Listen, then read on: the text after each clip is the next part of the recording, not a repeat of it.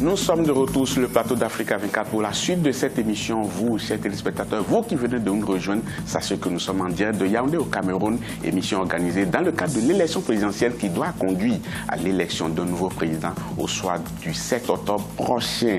Diversification de l'économie autour de cette table, il y a 4 personnes, 2 représentants de candidats et 2 analystes. Monsieur Engelbert Essomba Bengono est toujours avec nous. Merci d'être toujours là. Je vous représente le candidat Paul Biya. Bien sûr. Également avec nous, M. Daniel Mpon Arimis, représentant du candidat Gaga Amanadi. Merci. C'est ça, merci. Avec nous également Samuel Gembok, éditorialiste sur Africa 24. Et également M. Drislin, journaliste économique. Les téléspectateurs ont commencé déjà par nous envoyer leurs réactions. Ils peuvent continuer et répondre aussi à la question du jour. Quelle stratégie pour redynamiser l'économie camerounaise? Quelle stratégie pour redynamiser l'économie camerounaise? Réaction des internautes et téléspectateurs sur nos différentes plateformes Facebook et Twitter et via les différentes hashtags qui s'affichent au bas de votre écran. Hashtag A24 présidentiel CMR 2018. Hashtag 237 votes, hashtag Africa 24, hashtag Cameroun. Vous pouvez également réagir via WhatsApp et SMS au numéro plus 237 657 563 288 et par email à l'adresse présidentielle.cameroun2018 @africa24tv.com. Juste avant de marquer la pause, M. Linge était en train de faire quand même un certain nombre de remarques par rapport à ce que nos représentants de candidats ont dit sur ce plateau. Vous pouvez continuer s'il vous plaît. On va peut-être continuer directement avec l'agriculture. C'était une confusion dans la presse parce que je crois que ce que le gouvernement voulait dire, c'est que l'agriculture avait contribué à 70% à la croissance du PIB, ce qui n'est pas 70% du PIB. Parce que lorsque vous regardez les tableaux statistiques de l'Institut qui est habilité à produire ces données, nous avons pratiquement 3 000 milliards de francs CFA de contribution du secteur primaire, même pas agricole, primaire. Après vient le secteur secondaire qui est celui de la transformation. Et celui de la transformation est dominé par pratiquement 460 entreprises, dont 80% sont des entreprises étrangères. Enfin vient le secteur tertiaire qui regroupe le gros de l'économie et qui génère le plus de PIB parce que c'est le secteur de la consommation et des services. Donc ça, c'est la précision qu'il faut faire. Mais maintenant, autant il est vrai que le secteur primaire, notamment le secteur agricole et artisanal minier, est celui qui concentre le plus gros volume de main de travail, aussi avec le secteur du commerce, notamment l'informel et tout ça. Ce sont des secteurs peu rémunérateurs. Et puis, c'est pour ça que, malgré qu'on ait justement, on parle de cette diversification, une économie diversifiée, ceux qui sont en nombre de volume le plus important au bout des chaînes de valeur ou au début des chaînes de valeur ne gagnent pas suffisamment d'argent. Ceux qui gagnent de l'argent, ce sont les intermédiaires, soit administratifs publics, soit des entreprises bien constituées qui, selon l'INS, avaient généré, je crois, 80% d'un chiffre d'affaires global de 11 558 milliards en 2016. Donc, vous comprenez que le secteur agricole emploie beaucoup de gens, mais davantage pour les nourrir, pour qu'ils mangent, mais il ne contribue pas vraiment au sens strict tous à la génération du flux de valeur ajoutée qu'est le PIB, parce que le PIB n'est pas un stock. Vous ne trouverez pas le PIB stocké quelque part, c'est un flux de valeur ajoutée. Malheureusement, beaucoup de gens sont exclus de ce flux parce qu'ils sont dans des secteurs soit de bout de chaîne de valeur avec faible création d'emplois, soit des débuts de chaîne de valeur avec faible valeur ajoutée. Monsieur Gembok, on parle beaucoup de cette agriculture-là, mais certains estiment que pour que les agriculteurs en profitent réellement, il va falloir opérer l'industrialisation dans le secteur agricole. Est-ce que vous partagez cette idée-là? Je pense que c'est un argument qui tient la route et je pense qu'il faut rationaliser ce secteur. C'est bien d'évaluer en termes de potentiel ce que le pays représente. Mais maintenant, il faut passer de l'évaluation en termes de potentiel à la mise en œuvre des politiques qui soient observables, beaucoup plus ambitieuses, beaucoup plus courageuses. Je pense que l'un des problèmes que l'on peut observer dans ce pays, c'est l'absence de l'anticipation. C'est-à-dire qu'il y a un indicateur très important qu'il faut toujours prendre en compte pour à la fois élaborer des politiques publiques, mais aussi le suivi de ce qu'on a pris comme engagement. Je parle du facteur démographique. Je pense que tout à l'heure, vous m'avez posé la question sur les échecs des initiatives qui ont été prises, le passage au programme d'ajustement structurel. Tout cela est lié au mouvement démographique. Plus la population croît, plus elle exerce une pression sociale sur l'État. Et plus les exigences sociales sont énormes.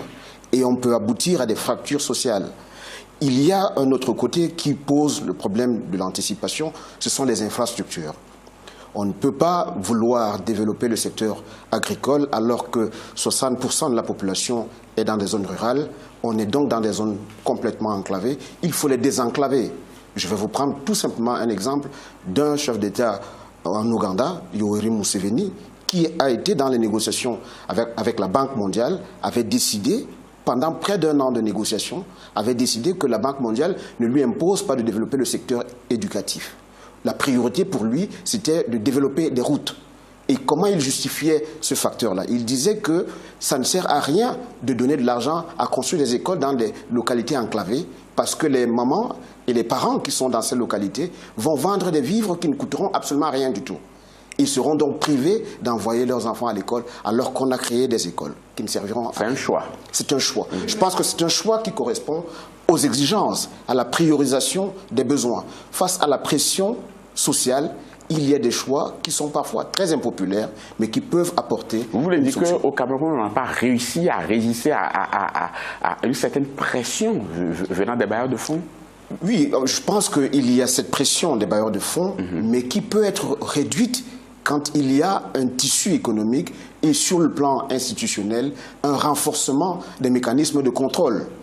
Et je pense qu'à ce niveau, si on n'a pas ces acquis, on a du mal à négocier avec ces géants, parce que eux, ce sont les mastodontes qui viennent broyer. Il faut être préparé pour une négociation fiable qui protège suffisamment. Monsieur Somba, avant de revenir à vous, Monsieur Somba, il y a quand même la mise en place d'un nouveau plan d'industrialisation que l'État a concocté, qui a pris effet depuis quelques mois. Qu'est-ce qui a été fait et quel est ce qu'on a mis devant pour qu'au bout de quelques années, on puisse voir quand même des résultats concrets? Ce plan d'industrialisation vise trois secteurs. Il y a le numérique, l'énergie et l'agro-industrie. Ça, c'est les 3 secteurs phares. Et je vous ai parlé du numérique tout à l'heure, parce que nous pensons que nous pouvons faire un effort. Dieu merci, dans le numérique, on n'a pas besoin de construire des autoroutes, mais il y a les autoroutes des TIC qui sont formidablement multiplicateurs en termes d'effets de développement. Donc, le gouvernement a déjà mis en place un financement de plus de 100 milliards pour nous connecter sur la côte transatlantique, la côte est du Brésil, avec la pose de la fibre optique. Je vous ai parlé tout à l'heure de l'interconnexion que nous avons déjà avec le Gabon et la Guinée équatoriale. Elle a commencé à se développer, et il y a le Congo, merci. Donc, nous avons également le boom du secteur du numérique chez nous, et nous pensons que d'ici 2020, oui, nous pouvons capter 20 000 emplois directs dans ce secteur-là, et peut-être entre 10 et 15 000 emplois indirects. Donc, c'est important, parce que nous voulons que cette industrialisation-là prenne forme avec un secteur privé dynamique. Et c'est pour cela que je suis heureux qu'il en parle, parce que l'engagement du président Biya, précisément, dans le premier point de sa profession de foi, c'est de prendre en compte la croissance démographique dans l'élaboration des politiques publiques désormais.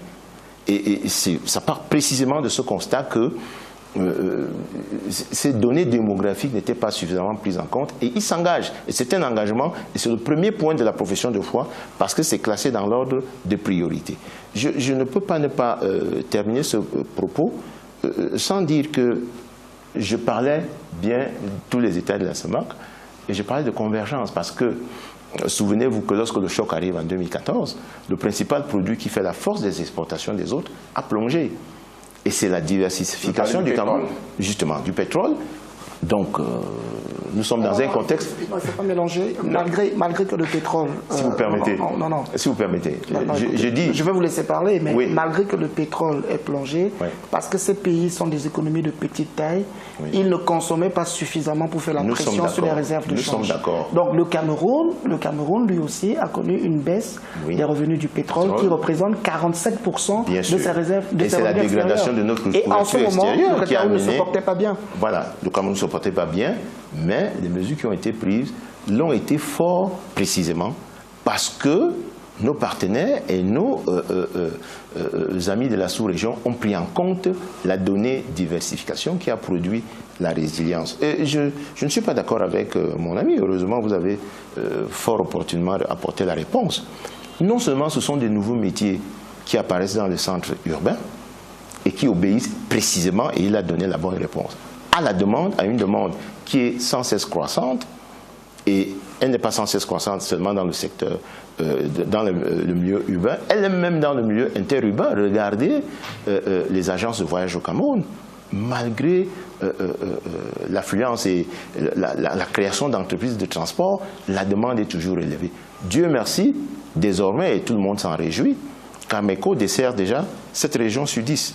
Et nous sommes heureux que cette société de transport ait pu prendre son envol définitivement. Je dis non seulement ils gagnent bien leur vie, mais l'État, pour les sorties de la précarité, a décidé depuis 4 ans de les affilier à la Caisse nationale de prévoyance sociale. Parce que pour la mise en place de l'assurance santé universelle, l'immatriculation de tous ceux qui sont actifs dans le secteur informel est la donnée essentielle. Et ce serait une immatriculation numérique, mais dans un premier temps, ils bénéficient déjà, ils sont plus de 250 000 qui bénéficient de l'assurance maladie, qui peuvent se soigner sans avoir nécessairement de l'argent à débourser tout de suite, parce qu'il y a une couverture. Ils bénéficient d'une pension invalidité. Donc ce sont des offres qui étaient réservées uniquement aux salariés des entreprises et du secteur public. Merci, M. Sombong.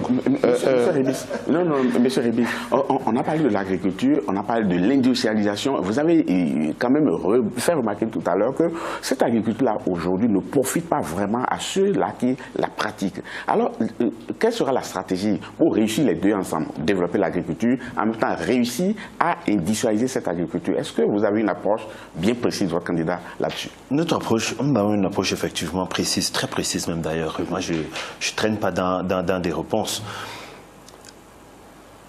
L'État du Cameroun, gouverné par le candidat Manadi, prendra sur lui la création des grands ensembles de production agricole, parce qu'il en manque. Si on s'en tient simplement aux productions de rente, on n'est pas dans la véritable industrialisation. C'est trop petit.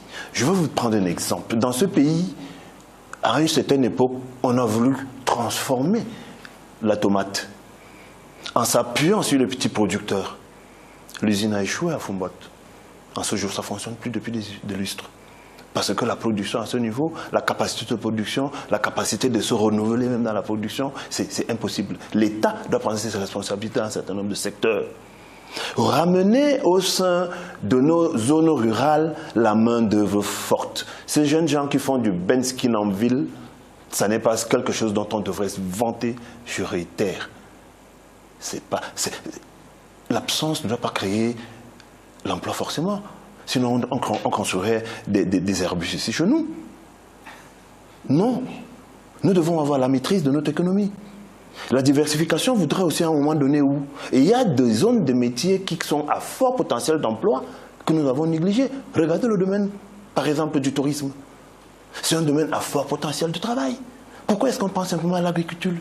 Pourquoi on pense que c'est les bensikines parce qu'ils sont 140 000 avec des jeunes gens qui montent à longueur de journée sous la poussière et sous la boue, que c'est ça les solutions que nous apportons à notre jeunesse? Non, c'est pas comme ça qu'il faut réfléchir de ce pays. Il faut réfléchir en apportant des solutions pérennes, des solutions durables et des solutions qui s'appuient sur une économie maîtrisable.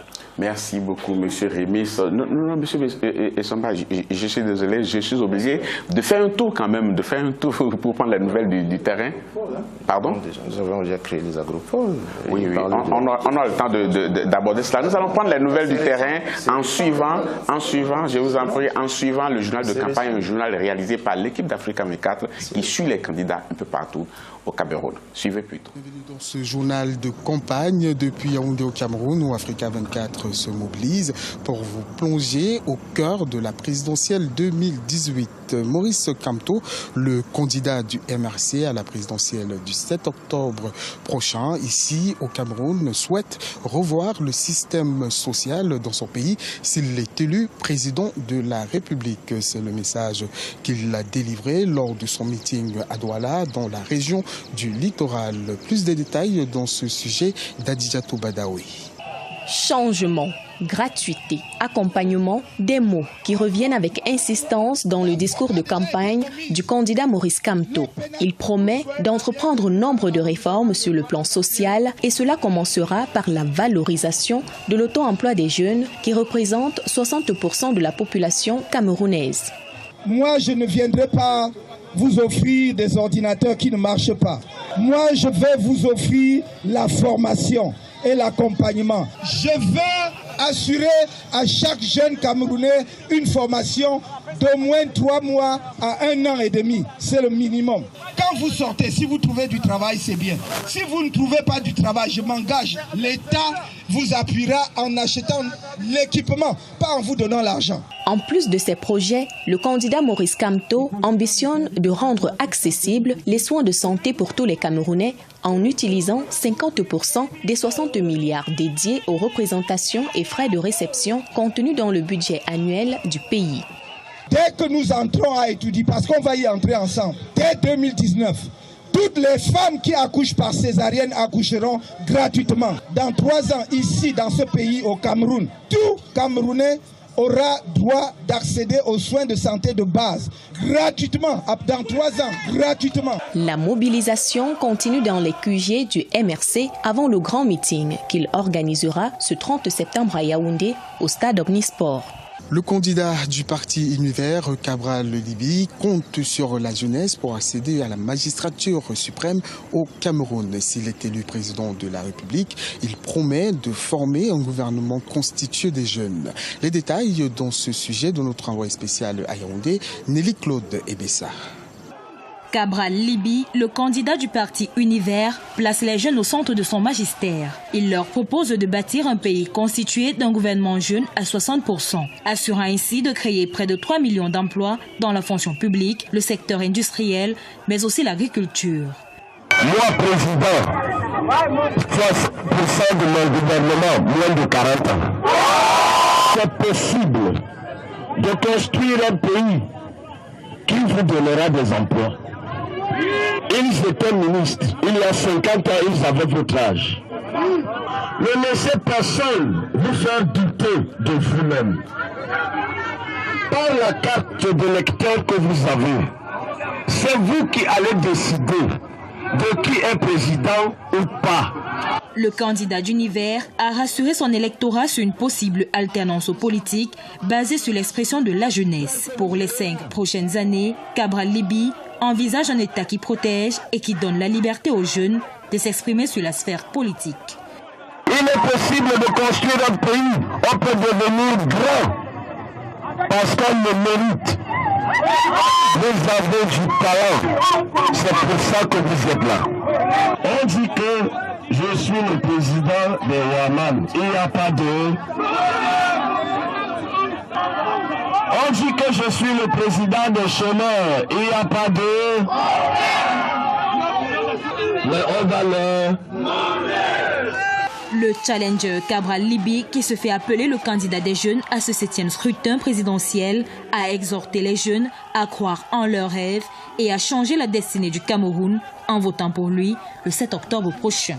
Le RDPC adopte une stratégie de proximité. Les militants du parti au pouvoir font du porte-à-porte dans le 3e arrondissement de Yaoundé.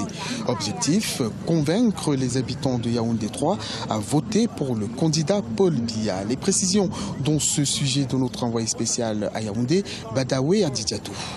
Ici à Yaoundé 3, les militants du Rassemblement démocratique du peuple camerounais viennent de s'accorder au cours d'une réunion sur la stratégie de campagne à adopter dans leur circonscription administrative. En présence du ministre de la Santé publique, André Mamafouda, les militants du Rassemblement démocratique du peuple camerounais ont opté pour une campagne de proximité.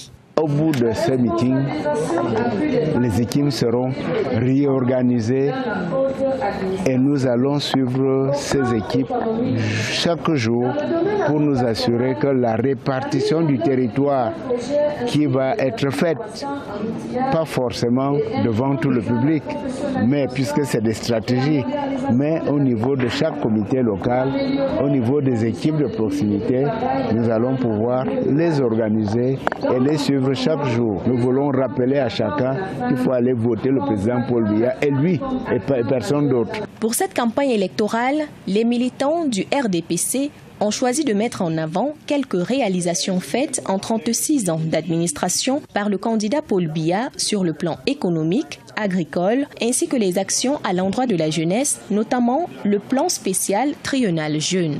Le message est simple, celui de dire aux Camerounais de ne pas se tromper sur tous ceux qui hésitent encore, qu'ils n'hésitent plus, il n'est plus question d'hésiter. C'est-à-dire le 7 octobre, la seule unique personne qui mérite leur voix, comme toute voix compte, la personne qui mérite leur voix, c'est le président Paul Biya. Pour l'heure, le candidat Paul Biya est attendu pour un grand meeting dans la région de l'extrême nord. Une région qui détient le plus grand nombre d'électeurs, soit environ 1170 inscrits sur les listes électorales. Place à présent à la série Portrait de candidat. Corinne Kamsue nous dresse le portrait du candidat Serge Espoir Matomba. Il se présente pour la première fois à un scrutin présidentiel au Cameroun. Désigné le 10 juin 2018 candidat à la présidentielle pour son parti, le Peuple uni pour la rénovation sociale PURS, Serge Espoir Matomba mesure bien l'enjeu de sa bataille. Conseiller municipal de l'arrondissement de Douala 4e depuis 2013, ce chef d'entreprise fait partie des premiers jeunes Camerounais qui sont montés au créneau pour dénoncer les failles du régime en place. Le Camerounais aujourd'hui manque des choses de première nécessité. L'eau, l'électricité, l'accès aux soins. Pire encore, le Camerounais vit avec la poubelle. Avant de revenir dans ce que je ferai pour cette nation, il faut dire que le constat est amer. L'état de délabrement du Cameroun aujourd'hui ne me permet pas, moi, en tant que citoyen, de rester chez moi et de me dire le Cameroun est sur la bonne voie. À 39 ans, alors qu'il se lance à la course pour le palais présidentiel, Serge Espoir Matomba souhaite établir un nouveau dialogue avec la jeunesse. Partisan d'un dialogue inclusif dans le cadre de la crise anglophone, il promet de réinstaurer la sérénité dans ces régions. Je commencerai à inviter mes frères et sœurs qui ont pris les armes pour tuer leurs propres frères de déposer les armes. J'inviterai ces derniers à un véritable dialogue sans tabou, sans sujet tabou. Nous devons parler du Cameroun. Nous devons ensemble construire le Cameroun. Serge Espoir Matomba, qui a engagé sa course aux électeurs depuis ce 24 septembre 2018, entend bien convaincre la majorité des électeurs pour le porter à la victoire finale. C'est la fin de ce journal de campagne depuis la hauteur du Mont Fébé à Yaoundé au Cameroun. Merci de l'avoir suivi. À très bientôt sur Africa 24.